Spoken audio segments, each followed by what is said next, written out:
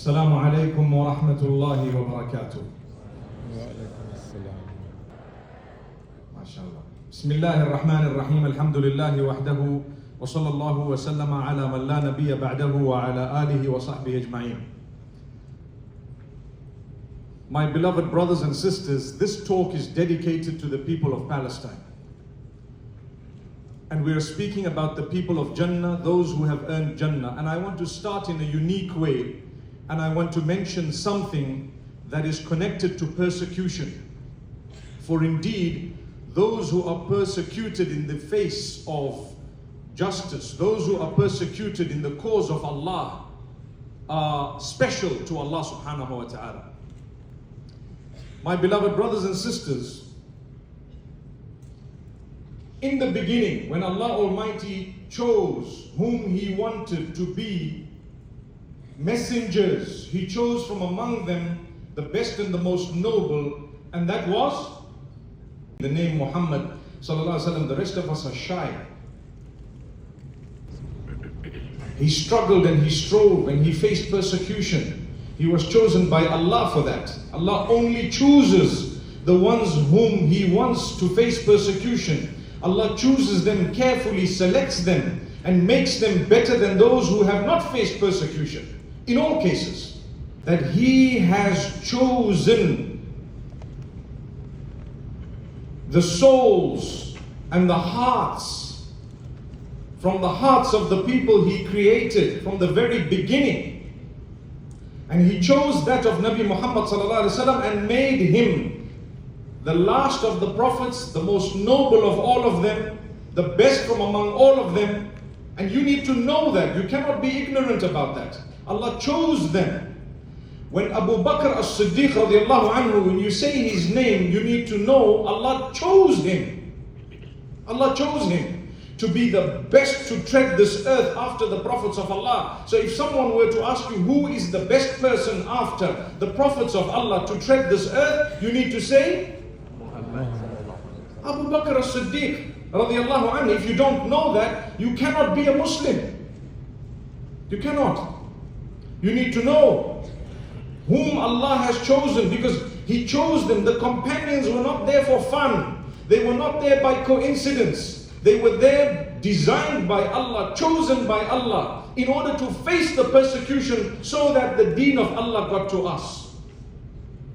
Many of us in our lives, we faced no persecution, zero.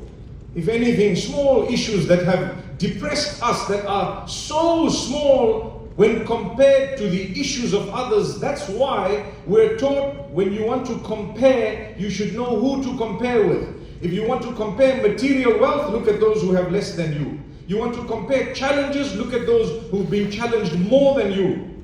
And it will be a point of consolation. Today we look at the people of Palestine going through genocide and Holocaust, and we forget about our own problems. They mean nothing. I was in Mecca recently, and I promise you I did not pray for myself, nothing. I just asked forgiveness from Allah and pray for the people of Palestine. I felt like, you know what, my needs are zero. They're not even important at the moment, where I can throw them aside, it's fine. Although Allah will listen to them anyway before you even utter them. And Allah loves it when you care about others more than you care about yourself. You take care of someone, Allah will take care of you without you saying a word. Allah knows your supplication before you utter it. Allah knows everything. So you need to understand, when Allah has chosen you, He will test you. He will make you go through challenges. Inna Allah idha ahabba abdan ibtalah. When Allah loves someone and that person is a heavenly person, He puts tests in his life. If I were to ask you who has been through the most tests ever, it is Muhammad sallallahu alayhi wasallam, none other than him. He went through challenge after challenge, challenge after challenge. In fact, the challenges commenced before he was born, in that his father had died prior to his birth, so he was born an orphan. أَنَا وَكَافِلُ الْيَتِيمِ كَهَاتَيْنِ فِي الْجَنَّةِ. He showed his two fingers and he says, myself and the one who takes care of an orphan are like this in paradise. Because he was an orphan himself. And I always tell the orphans, you need to know there is a greater chance of you succeeding than the one who has both parents. The reason is, Allah chose the best of creation to be an orphan. May Allah Almighty help us. May Allah Almighty use us to take care of orphans, to give them the due respect, the care. Similarly, Nabi Muhammad ﷺ lost his mother when he was young. Any one of us have lost both parents. It's a sign of the love of Allah.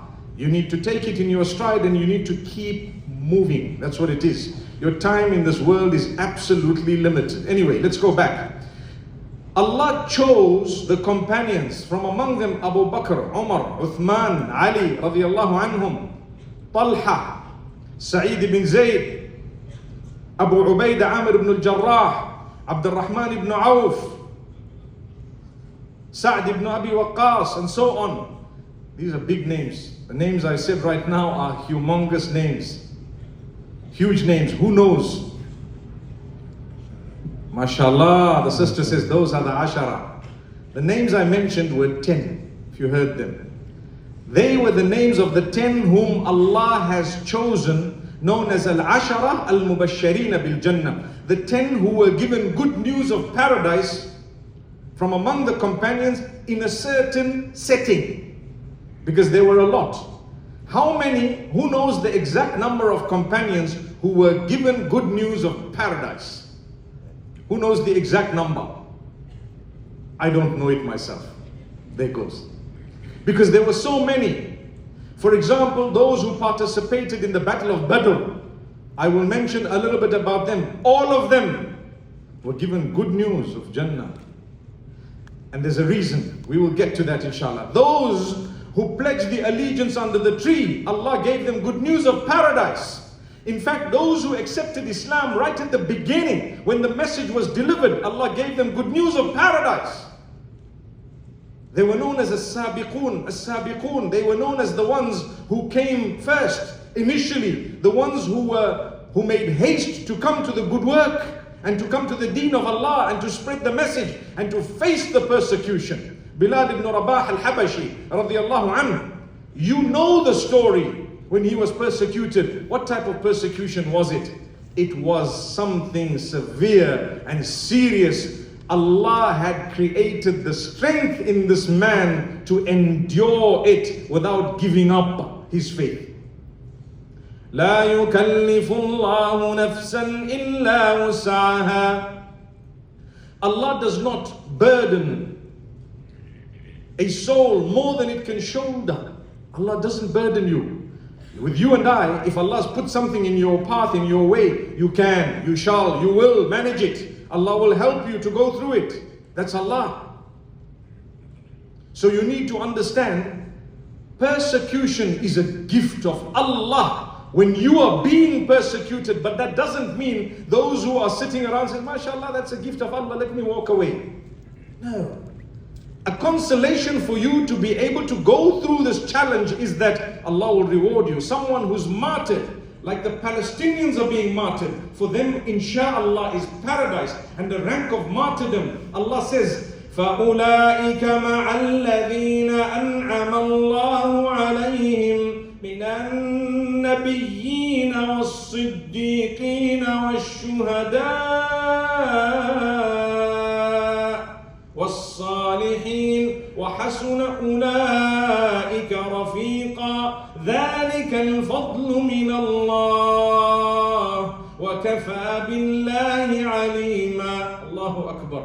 Allah speaks about categories of people who will be granted certain ranks. And Allah says, those people will be with the ones whom Allah has chosen. They will be with the prophets and the truthful and those who accepted the truth. The martyrs who were martyred in the cause of Allah. And the pious, those who obeyed the instruction of Allah, close to Allah, the friends of Allah. So these people are mentioned in the hadith. Allah says, what a blessed companionship. What a blessed companionship. It is indeed the favor of Allah to be in the company of those once you've died. Who wants to